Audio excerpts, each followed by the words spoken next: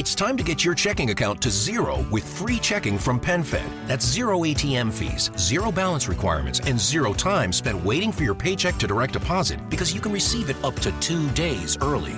Open your account with just $25 and see how big zero can be. Apply online today at PenFed.org/free checking. Early direct deposit eligibility may vary between pay periods and timing of payer's funding. To receive any advertised product, you must become a member of PenFed, insured by NCUA. PenFed's got great rates for everyone. Lucky Land Casino, asking people, what's the weirdest place you've gotten lucky? Lucky? In line at the deli, I guess? Aha, in my dentist's office. More than once, actually. Do I have to say? Yes, you do. In the car before my kids' PTA meeting. Really? Yes. Excuse me, what's the weirdest place you've gotten lucky? I never win and tell. Well, there you have it. You can get lucky anywhere, playing at LuckyLandSlots.com. Play for free right now. Are you feeling lucky? No purchase necessary. Void where prohibited by law. 18+. Terms and conditions apply. See website for details. The Kraft Foods Company presents Willard Waterman as the Great Gildersleeve.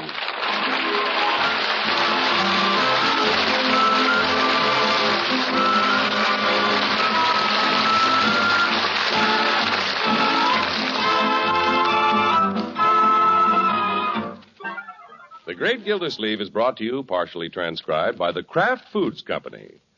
Kraft, you know, makes Philadelphia brand cream cheese, the cream cheese that's been famous for quality since 1880.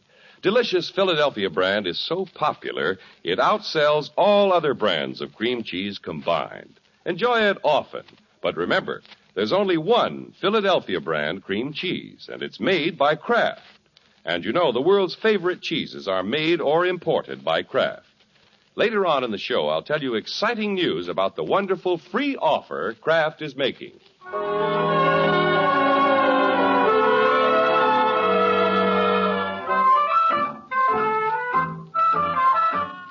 Well, there's no time like Christmas. Yesterday, everybody enjoyed the thrill of opening gaily wrapped packages and emptying stockings by the fireplace. And since it's the custom to drop in on friends to see what jolly old St. Nick brought, let's go back a day and see what happened at the great Gildersleeve's house. Right, George. Opening presents is fun. Yeah, I'm doing pretty good, Unc. Wrapping paper, boxes, ribbon, presents all over the place. The parlor looks like a department store. When are we going to open the presents we're saving for last? Bronco's just like a kid. He is a kid. Yeah, I sure am at Christmas. Well, Bronco, we'll open the last round just as soon as Bertie gets the twins settled. This has been a pretty hectic morning for them. Weren't they excited? Their eyes were so busy taking in everything. Boy, I can't wait to open this present from Babs. Well, the twins are asleep. Let's open that last present. We were just waiting for you, Bertie. You first, Uncle Mort. Me? Yeah, all right. Well, hey, wait a minute. How about me? But, Leroy, you always wanted to open yours last. That was before he had a girl.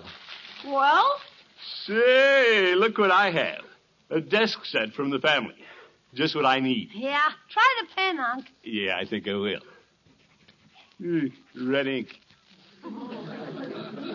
That's to use after Christmas. Bertie, you open yours next. I was hoping I'd be next. I saved the one from the family, too. Well, we hope you like it, Bertie. Yes, sir. I wonder what this can be. Uh-oh. No. It can't be. But it is. Bertie got a genuine dyed-in-the-wool cashmere sweater. Neat. Not bad, huh, Bertie? No, sir. Bertie never thought she'd see the happy day she'd own a genuine cashmere sweater. Now, where's the card? Here it is. Thank you. To Bertie, with all our best wishes for a very Merry Christmas. Ain't that nice? We hope you like the color, Bertie. Yes, ma'am. I like everything about it. Excuse me, I got to go try this on. Now, Bronco, open your present. Well, I should insist that you open yours first, Marge, but I'm too anxious to see what's in this tall, round package. You'll see. If it was from Uncle Mort, I'd say it's a bottle of water. Why don't you kick it and see if it leaks? Gosh, it must be important. It's well wrapped. Well, all I'll tell you is that it's something for our new house. Yeah, Marge and I decided we'd be practical this year. We're giving each other something for the house. Fine. You're a very sensible couple. Well, look what my sweet wife gave me. A keg of nails.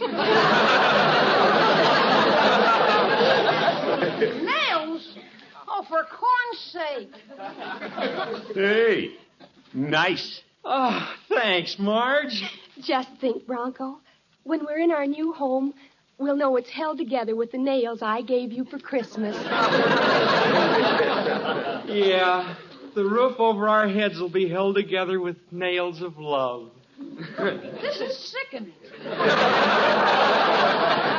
Let's get on with the presents. You, Marjorie? Shall I bring it out from behind the tree? Will you, Unky? You bet. And you,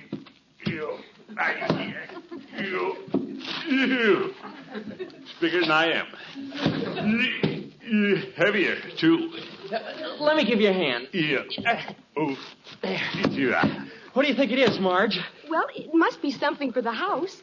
I can't imagine. Maybe it's the whole house. Oh, Leroy. Yeah. There we are. Take the wrapping off, Marge. Well, here goes. Oh, Bronco, you darling. What did he give you, Marge? What is it? A door.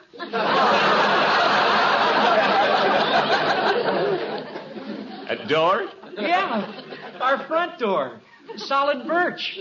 Oh, Bronco, you were teasing me. You said we couldn't afford this kind. Oh, well, Marge. Isn't it beautiful, Unky? Well, if I was giving somebody a door, I can't think of a nicer one. So she got a door for Christmas. Come on, I want to open my present. Oh, sorry, Leroy. I guess we got carried away. Yeah, Leroy's been waiting all morning to open his gift from Babs. Oh, it's an awfully cute little package. Yeah, it isn't very big. No, Leroy, don't be disappointed before you open it. It could be a jackknife or something. Oh, boy, look at this. A gold wristwatch. Really? Gosh, isn't that a beauty?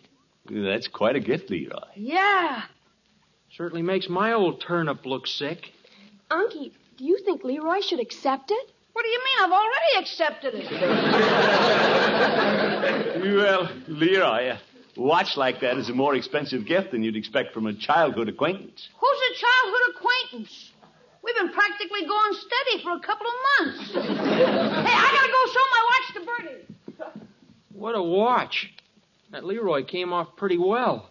Of course, you understand, Marge, I'm very happy with my keg of nails. I know you are, darling. Well, I'm a little surprised that Mr. Bullard let Babs spend that much money on a present for Leroy. That boy has more gold in his wrist than I have in the bank.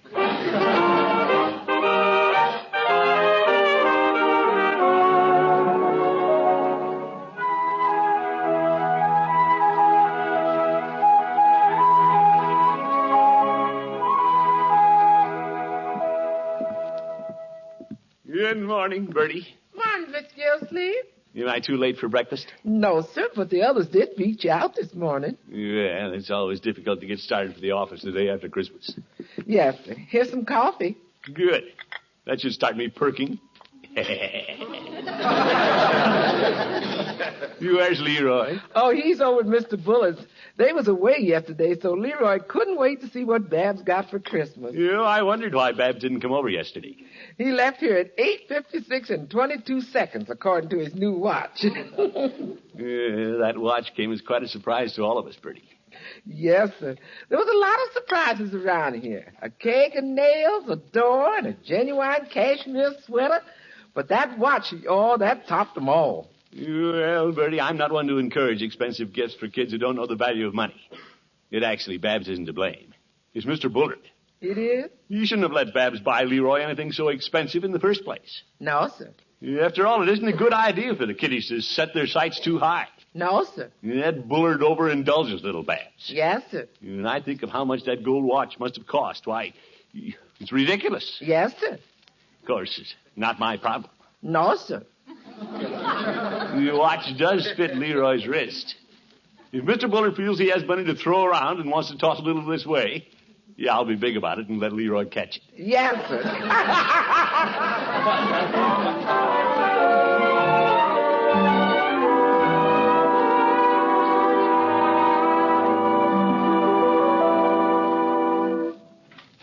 Is the water commissioner in his office? Come in, Judge. Season's greetings, Gilda. Thank you, Judge. I didn't expect to see you around today. I came by to check on you, Gilda. Oh, why? I know you play Santa Claus every year, and I always worry about you getting stuck in the chimney. Oh, my goodness. When are you going to invite me over to see your tree, Gildy? Not until we take it down. You might eat the ornaments, you old goat. Gildy, did you and yours have a Merry Christmas? Yeah, but it was Leroy who hit the jackpot. Oh? Believe it or not, Judge, Babs gave him a gold wristwatch. A gold wristwatch? Gildy, that's the sort of thing a girl gives her husband. Well, I know a husband who got a keg of nails. What? Never mind, Judge. What do you think of Bullard permitting Babs to go overboard like that? Well, Gilder, the way Babs has been raised, perhaps she doesn't know the value of a dollar. By George, I'm glad Leroy does. He'd never do a silly thing like that. I wouldn't let him if he wanted to. I don't have my eyes closed to things like that Bullard. Gilder, perhaps Rumson didn't know Babs bought the watch. Come in. If Bullard doesn't know what's going on, he's a real knucklehead. Gildersleeve? Hello, Mr. Bullard. Morning, Rumson. Judge, Gildersleeve home, are you calling a knucklehead? You like calling you, well.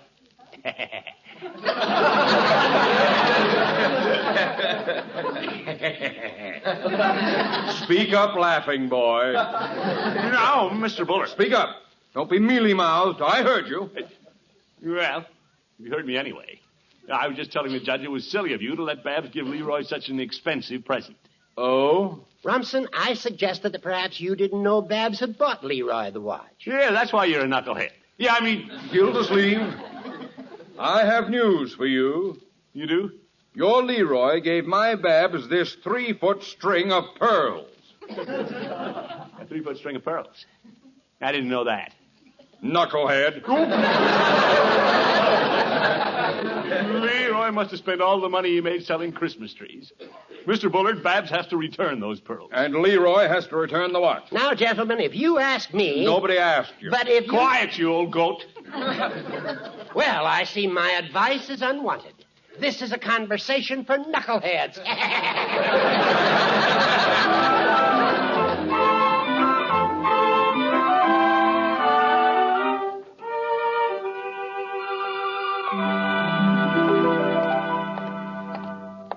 Leroy and Babs, hardly in their teens and giving each other expensive presents.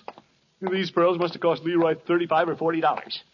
Well, by George, he'll have to take them back. Leroy! Leroy! Unky, you're shouting. You bet I'm shouting. Margie, where's Leroy? Well, I haven't seen him. Have you, Bronco? No, but if he's in the neighborhood, I'll bet he heard you. Yeah. Maybe it's just well he isn't here. I better cool off before I see the boy. What's the matter, Unky? Marjorie, look at this. Oh, what a gorgeous string of pearls. Say, what lucky young lady are going to lasso with those? Bronco, I couldn't afford these. They're Leroy's Christmas present to Babs. Yeah? You don't mean it, Unky. She gave him a gold watch, and he gave her a string of pearls. Isn't that the most ridiculous thing you ever heard of? Oh, it certainly is. Oh, I don't know. What? Well, admitting that Babs is a little young to be receiving such gorgeous pearls, I wonder how they'd look on me. Now, Marge, you got your door for Christmas? Yeah, it's too bad Leroy and Babs aren't as practical as you two. Well, I guess it's fun to be impractical sometimes. I've never had a string of pearls like this. Well, I've never had a gold watch like Leroy's either.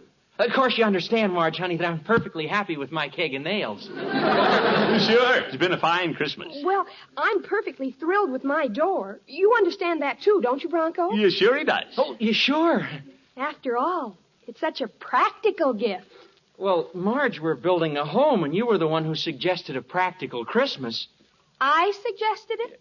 And you'll have to go a long way before you find anything more practical than that keg of nails you gave me. Bronco Thompson. No, kiddies. It was your idea to give something for the house, you and your silly budget. Silly budget? If it wasn't for my budget, our bank account would look pretty silly. Children, please. Uncle Mort, I'm not a child. Children get pearls. Yeah, but... And gold watches. Yeah, but... Uncle Mort, do you know what Mr. Practical Bronco did the other day when we were shopping? No, but... I held up a nylon stocking to show him how sheer it was, and what do you think it reminded him of? What? Looking through a window pane that he could buy for the same amount of money. Now, Marge, wait a minute. So how should I expect pearls? Well, why should I expect a watch? Bronco didn't get a watch for Christmas, but he's sure getting the works.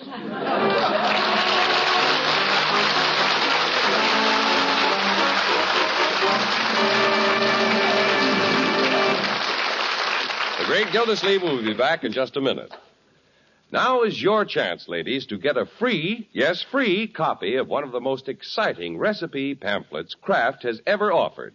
This handy file-type pamphlet has more than 20 easy-to-follow recipes for making delectable, melt-in-your-mouth fudge and creamy smooth frostings a brand new way, a simply amazing way with Philadelphia brand cream cheese.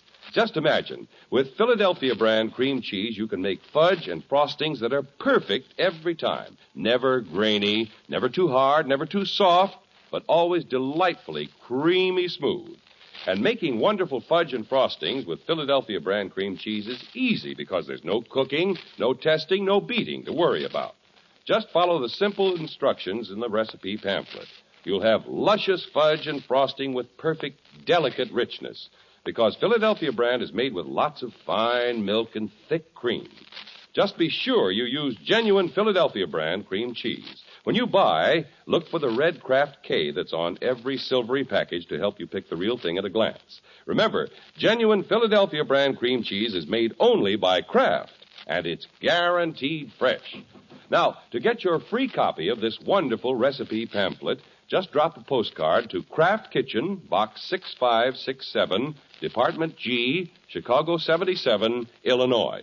That address again, Kraft Kitchen, Box 6567, Department G, Chicago 77, Illinois. Hurry, write tonight.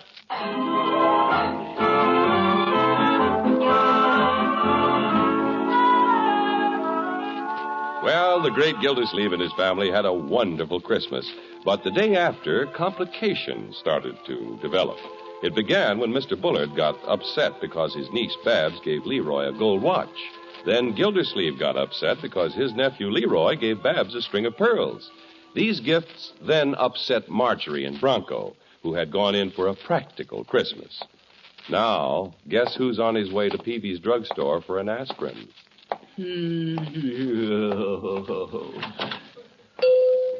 Hello, Peavy. Well, hello, Mr. Gildersleeve. What can I do for you today? Give me a box of aspirin, Peavy. Very well. You figuring up your Christmas bills already, are you? I've had a bigger headache than that.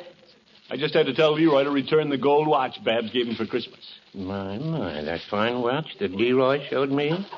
Yeah. It seems I heard something about a string of pearls, too. Well, Leroy has to take them back to the jewelry store. That's one thing that Bullard and I agree on. You and Mr. Bullard agreed on something? At last. Well, that's Christmas for you. Yesterday, Mrs. Peavy's mother and I agreed on something. Oh, what? That it was Christmas. Oh, my goodness. This problem with the kids is serious, Peavy. Just because they like each other, they figure they have to spend every nickel they have on gifts. I recall when I was first smitten. I splurged a little on a gift for my light of love. You, Peavy? I'm here to tell you. I presented her with a World's Fair pillow, as I recall. Purple velvet with orange tassel. Her father and my father insisted that we return each other's gifts, too. And as it turned out, I was glad of it. What'd she give you, Peavy? She gave me a kiss, and I gave it right back. Peavy, you're making light of this. Leroy must have spent $35 or $40 for those pearls. Well, it was his money, wasn't it? True. But it surprises me that our youngsters don't display better judgment. If I were a boy, I wouldn't give a girl a pearl necklace. No, I don't think you would.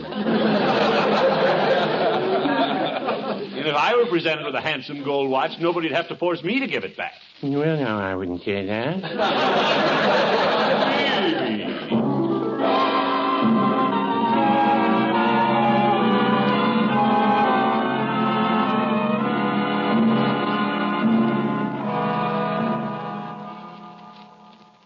Gee, Babs, I'm glad you came over.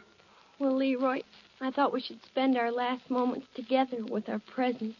Yeah. We gotta take 'em back. We gotta take 'em back. Uncle Rumson said it had to be done today. Yeah, so did Unc. Let's keep them as long as we can, until just before the jewelry store closes at 5 o'clock. I don't want to take my watch back until I have to. Well, Mr. Peavy's is close to the jewelry store. Don't you think it'd help our morale to go there and drink sodas until 5 o'clock? Well, yeah, but gosh, Babs, I'm a little short of money. Huh? Well, you know how it is with a man right after Christmas. Oh, well, maybe it's better if we just sit here and suffer. Why don't we go see if Bertie has some cookies and milk? Okay. I do feel a little weak. Yeah. A man needs strength to return a fine watch like this. Hi, Bertie. Hello, Bertie. Well, can Bertie do something for you children? Well, we sort of thought about going down to Mr. Peavy's drugstore, but can we have some milk and cookies? You sure can. You can have anything you want. Yeah. Anything but a watch. And a few pearls. You poor kids. You two got faces long as Miss Marjorie and Mr. Bronco's. What's the matter with them? Well, they got a little too practical for Christmas. I don't believe in being practical at Christmas. It isn't any fun. If you like somebody, you should show it. Well, you sure showed it with those nice presents you had to take back. Well, we haven't taken them back yet, Bertie. We're keeping them as long as we can. I just hate to give up my pearls. I don't blame you. Here's your milk, honey. Thank you, Bertie. Here's yours, Leroy, and a plate of cookies. Thanks. Bertie, listen to the tick of this watch. Finest tick I ever heard. That's a fine watch, all right. Tomorrow, maybe somebody else will own it. Somebody we don't even know. That's true. And some other woman will be wearing my pearls. Poor little Babs. Babs, I'm never going to have another watch. I'll just remember the one you gave me. Poor little Leroy. When I'm a debutante and all the other girls are wearing pearls and they say, "Where are yours?" I'll say, "You can't see them, but they're always around my neck. And they were given to me by Leroy." Cookies, anybody?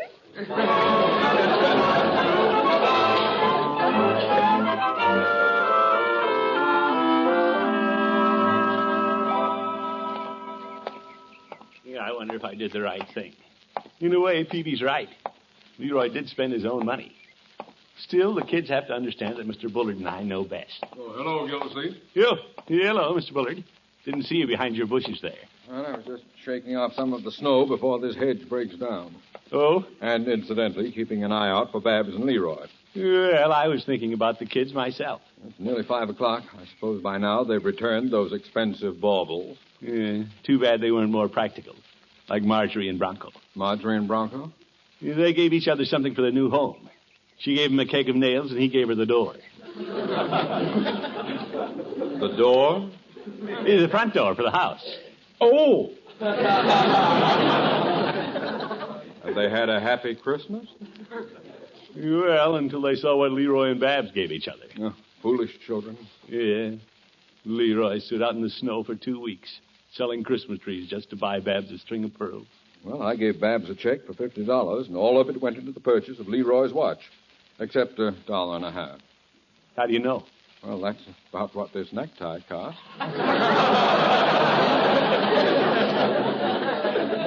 Oh, yeah. I encouraged Babs to buy something nice for herself, but she said she wanted to buy a gift worthy of Leroy. Leroy felt the same way about Babs. It was hard for me to insist that Leroy take back the pearls. I'll never forget the stricken look in Babs' eyes when I told her she'd have to ask Leroy for the watch. She looked up at me like a wounded deer. You wonderful girl, Babs. Sweet, self-sacrificing. Stout fella, Leroy. Yeah, he took it like a man. Braced his shoulders and said, "I guess you know best, Unc." Babs took it bravely. When I told her, she just lifted her chin, walked out into the snow, smiling.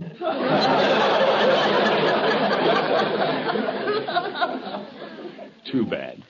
They're hiding broken hearts, Gildersleeve, and we broke them. Right, George, I don't like the idea of broken hearts, especially at Christmas. Gildersleeve, do you think we still have time? You mean you're willing to let them keep their presents, too? It isn't quite 5 o'clock. They may be at your house. Follow me, Bullard. Follow me.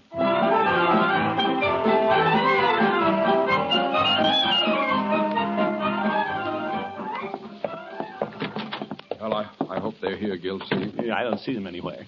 Bertie! Bertie! What's all the commotion?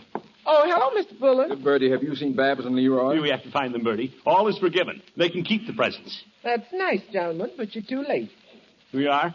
Oh, no. You're too late. You're closing the barn after the horse is gone. Yeah, but, Bertie, we've thought it over. Yes, sir, you're too late. You're closing the barn after the horse is gone. Yeah, but... Mr. Gildersleeve, you know what you are? Yes, Bertie. That's right. You're too late. You're closing the barn after the horse is gone. I'm sorry, gentlemen. Well, Bullard, we're too late. Yes, the horse is gone. I'd better be going, too. Well, we've done a nice, big, fat job of ruining the kids' Christmas. You sit in Unc's chair, Babs. Thank you, Leroy. Listen, Gildersleeve. And I'll sit over here. They're still in the house, Bullard. Then we're not too late. Leroy! 19, 20, and 5's 25. Leroy! Babs, dear. Oh, hi, Unc.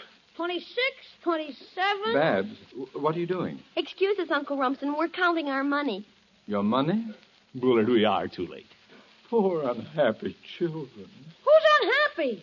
28, 29. What's this, Leroy? We were broke, and now we're loaded. 30, 35. But, Babs, we were going to let you keep the necklace and the watch. We had the fun of getting them for Christmas. Now we can spend the money again. Shrewd girl. Come on, Babs. Let's go down to Mr. Peavy's and have a soda. Oh, I'd love it. We haven't been downtown all day. So long, Unc. Bye, Uncle Robinson. Goodbye. Ta-ta. Well, what do you make of that? Well, wait a minute, Gildersleeve. If they haven't been downtown all day, they couldn't have taken those presents back to the jeweler's. So that's right. Where'd they get the money? Oh, hello, Unky. Mr. Bullard. Good evening, Marjorie. Marjorie, you're wearing pearls. They're a gift from my husband. Beautiful. Uh-huh, and he's taking me out to dinner this evening. Hurry, Bronco, darling. We'll be late. No, he won't. It's only 5:15, according to my new gold watch. Well, Gildersleeve, it seems everything turned out all right. Yes, indeed. Maybe I can even borrow some money from Leroy to pay my Christmas bills.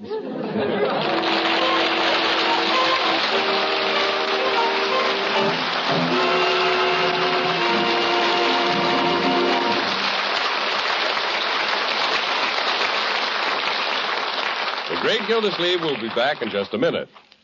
Remember, ladies, write tonight for your free, that's right, free pamphlet with more than 20 exciting recipes for a perfect, luscious fudge and creamy smooth frostings you can make easily without cooking with Philadelphia brand cream cheese. Just drop a postcard to Kraft Kitchen, Box 6567, Department G, Chicago 77, Illinois.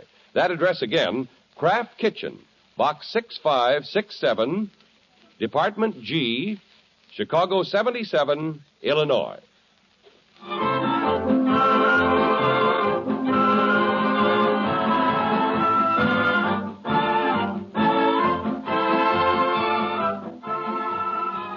And now, Mr. Willard Waterman steps out of his role as the Great Gildersleeve to say, I hope you all had a happy Christmas. And with the New Year so close at hand, we want to take this opportunity to wish all our faithful friends the best of everything in the coming year. So it's Happy New Year to you all from the members of our cast. First here's Barbara Whiting. Babs. Then Gail Gordon. Robinson Bullard. Lillian Randolph. Bertie. Mary Lee Robb. Marjorie. And Dick Crenna. Bronco. Now Earl Ross. Judge Hooker. Richard LeGrand. Mr. Peavy. And Walter Tetley. You can have all the money you want at 8%, Unc. What a boy. Here, folks, let's make sure that there'll be no one missing from our friendly circle next year. When you're driving, take an extra few minutes for safety's sake. Now, season's greeting from all the people behind the scenes, from our writers John Elliott and Andy White, and our editor Paul West, from our engineer Leon Fry and Monty Frazier handling sound effects, and from our producer-director Frank Pittman and Virgil Reimer for NBC. And, of course, these holiday greetings come to you, too, from our sponsors, the Kraft Foods Company. Their representative on this program, John Heaston, and the entire family of Kraft employees. Happy New Year, everyone. Good night.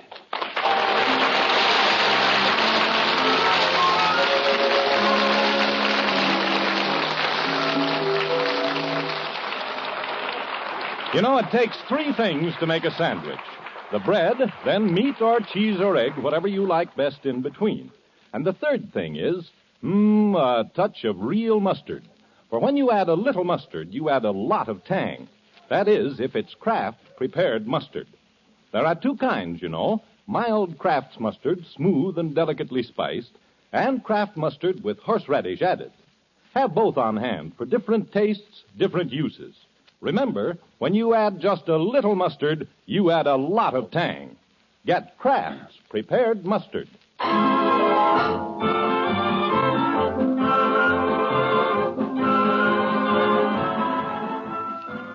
Groucho Marx? You bet your life. He's next on NBC. With Lucky Land Slots, you can get lucky just about anywhere. Dearly beloved, we are gathered here today to... Has anyone seen the bride and groom? Sorry, we're here. We were getting lucky in the limo and we lost track of time. No, Lucky Land Casino, with cash prizes that add up quicker than a guest registry. In that case, I pronounce you lucky. Play for free at LuckyLandSlots.com. Daily bonuses are waiting. No purchase necessary. Void where prohibited by law. 18+. Terms and conditions apply. See website for details.